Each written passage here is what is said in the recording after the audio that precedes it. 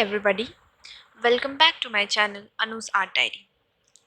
तो आज का वीडियो थोड़ा स्पेशल है क्योंकि आज की इस वीडियो में हम सिर्फ DIY ही नहीं करेंगे, हम एक इंटरेस्टिंग स्टोरी जो कि उसके पीछे की कहानी है वो भी हम जानेंगे। तो चलिए आज की स्पेशल वीडियो की शुरुआत करते हैं। जैसा कि हाल ही फिलहाल में आपने टीवी पे देखा होगा कि हम सब ने रथ यात्रा मनाया। 12 जुलाई को रथ यात्रा मनाया जाता है और मैंने जैसे पहले वीडियोस में भी कहा है, मैं उड़ीसा में रहती हूँ तो यहाँ पे ये बहुत बड़ा फेस्टिवल है। सब रथ यात्रा जानते हैं कि भगवान जी रथ पे आते हैं, रथ खींचा जाता है, लेकिन उसके पीछे की इंटरेस्टिंग स्टोरी बहुत कम लोगों को पता है। तो आज इस वीडियो में हम जानेंगे कि रथ यात्रा आखिरकार मनाया क्यों जाता है। हमारे हिंदू कैलेंडर के हिसाब से रथ यात्रा आषाढ़ मास के कृष्ण पक्ष की द्वितीय तिथि पे मनाया जाता है, पर इसकी एक्चुअल शुरुआत अगर होती है तो वो होती है स्नान पूर्णिमा से। ऐसा माना जाता है कि जगन्नाथ भगवान, सुभद्रा माता और बलभद्र भगवान भीषण गर्मी से परेशान होकर नदी में नहाने गए थे और वो इतना नहाए थे कि तीनों की तबीयत खराब हो गई और तीनों को बुखार लग गया। तो उसी का पालन आज भी करते हुए दैत्यापति भगवान को रत्न सिंहासन से उठाकर स्नान मंडप पे लेके आते हैं। पुरी के जगन्नाथ मंदिर में 11 महीने तक सेवायत लोग ही जगन्नाथ भगवान की सेवा आराधना करते हैं, लेकिन ये एक महीना होता है जो दैत्यापति के पास हक होता है कि वो भगवान की, इसलिए दैत्यापति भगवान जी को कंधे पर उठाकर स्नान मंडप तक लाते हैं। तीनों भगवान को स्नान मंडप पे विराजमान करने के बाद सोना कुआं से पानी भर के भगवान को नहाया जाता है। तीनों भगवान को और सुदर्शन चक्र को मिलाकर 108 बार नहाया जाता है। जगन्नाथ जी को 35 बार नहाया जाता है, बलभद्र भगवान को 33 टाइम्स, सुभद्रा माता को 22 बार और एंड में सुदर्शन चक्र को भी नहलाया जाता है 18 बार। और जैसा कि है, इसके बाद तीनों भगवान की तबीयत खराब हो जाती है, उन्हें बुखार लग जाता है, इसलिए तीनों भगवान को एक रूम में रख दिया जाता है और वहाँ ना किसी को जाना अलाउड होता है और ना ही उस वक्त भगवान की पूजा की जाती है। इसी प्रकार इनको 14 दिनों तक उस रूम में बंद किया जाता है। इस दौरान इस कमरे में ना कोई आ सकता है, ना ही भगवान के दर्शन कोई कर सकता है। तो इसी प्रकार भगवान को रूम में बंद कर दिया जाता है, ना कोई रूम में आ सकता है, ना ही भगवान के कोई दर्शन कर सकता है, और इस तरह भगवान को 14 दिन बंद कमरे में काटना होता है। जैसे ही 14 दिन खत्म होता है, पूरी ओडिया मठ के महंत फुलोरी तेल से भगवान की मालिश करते हैं, उनकी सेवा करते हैं, उनके स्वस्थ होने की कामना करते हैं, भगवान को मनाते हैं और इस प्रकार भगवान स्वस्थ हो जाते हैं। तो जैसे कि एक नॉर्मल इंसान अगर बीमार हो बहुत दिनों से और जिस दिन वो ठीक होता है उसका मन होता है कि मैं बाहर जाऊं, थोड़ा फ्रेश फील करूं, भगवान का भी यही है कि जैसे ही 14 दिन तक बंद रहते हैं, 15वें दिन उनका मन होता है कि मैं भी मंदिर से बाहर निकलूं, थोड़ा फ्रेश हूँ, अपने भक्तों से मिलूं और खुश होकर वापस मंदिर में आऊँ। ओडिशा के नयागढ़ नाम की जगह से लकड़ियाँ काटकर रथ बनाया जाता है, मोस्टली यहीं से लाया जाता है लकड़ियाँ, और पुरी के विश्व महाराणा कम्युनिटी है जो रथ बनाती है। ये रथ बनाने का जो प्रोसेस है ये अक्षय तृतीया से शुरू हो जाता है और तीनों भगवान के अलग अलग रथ बनते हैं।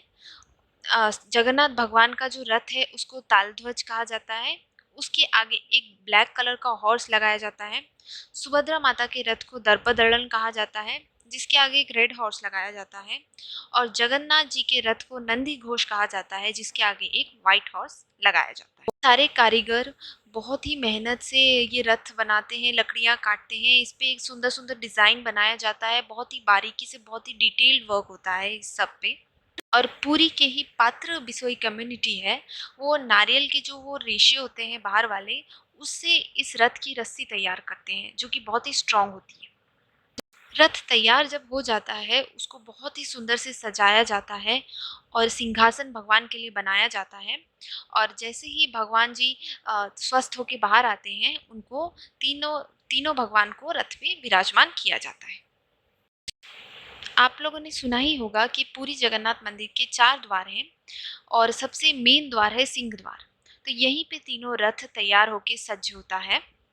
जैसे ही तीनों भगवान रथ पे विराजमान हो जाते हैं, शंकराचार्य महाराज अपने कुछ सेवकों के साथ सबसे पहले भगवान के दर्शन करते हैं।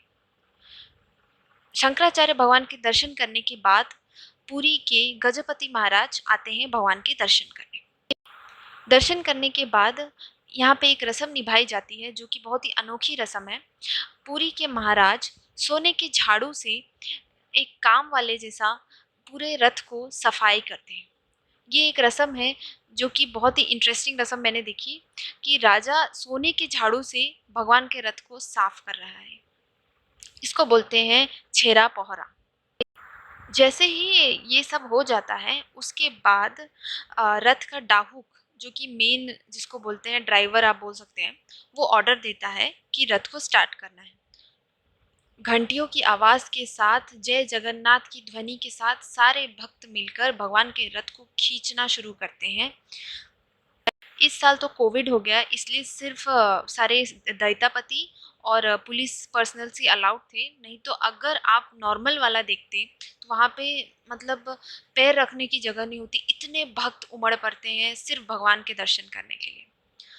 ऐसा माना जाता है कि जो भगवान के रथ को खींच लिया उसके आधे पाप धुल गए। तो इसलिए लोग बस आते हैं कि एक बार उस रथ के रस्सी को टच कर सके।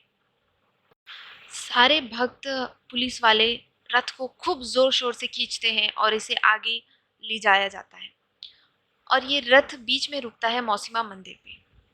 मौसीमा मंदिर है जहाँ पे बोला जाता है कि जगन्नाथ जी की मौसी रहती है। जैसे कि हम लोग भी अगर कहीं जा रहे हो बीच रास्ते में हमारे मौसी मामी का घर पड़ेगा तो हम रुक के थोड़ा चाय पानी नाश्ता कर लेंगे, थोड़ा हालचाल पूछ लेंगे। उसी तरह से भगवान जी भी मौसीमा मंदिर पे रुकते हैं, अपनी मौसी से मिलते हैं, अपने हेल्थ का अपडेट देते हैं और वहाँ पे थोड़ा नाश्ता करते हैं जिसे पोड़ पिठा कहा जाता है। तो इसलिए यहाँ पे मंदिर में पोड़ पिठा का भोग लगाया जाता है। यहाँ पे रुकने के बाद तीनों रथों को खींच के आराम से गुंडीचा मंदिर ले जाया जाता है। गुंडीचा मंदिर पे ही रथ को रुकना होता है। यहाँ पे ये रथ 9 दिनों तक रुकता है।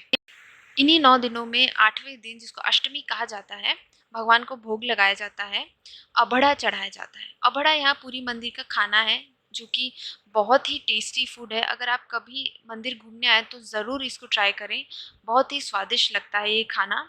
तो ये अभड़ा भगवान को भोग लगाया जाता है। 6th डे पे ही भगवान के जो रथ होते हैं उसको रोटेट करके वापस से मंदिर की तरफ उसका मुंह कर दिया जाता है, उसको रेडी कर दिया जाता है कि थोड़े 3-4 दिन बाद हमको रथ को वापस खींच के रिटर्न करना है। तो 9 दिन जैसे ही ख़त्म हो जाता है 10th डे पे भगवान के रथ को वापस रिटर्न करते हैं कि चलो भाई अपने घर चलते हैं।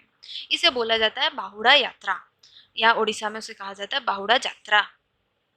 तो रथ को उसी प्रकार से खींचते हुए वापस सिंह द्वार तक ले जाया जाता है। ऐसा माना जाता है कि जगन्नाथ जी तबीयत ठीक होने के बाद अपने भाई बहन के साथ बाहर घूमने गए।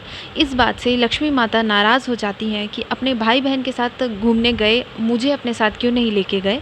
तो इस बात से वो पूरा एकदम गुस्सा हो जाती हैं और रथ का एक चक्र या रथ का कोई पार्ट है जिसको तोड़ देती है गुस्से से।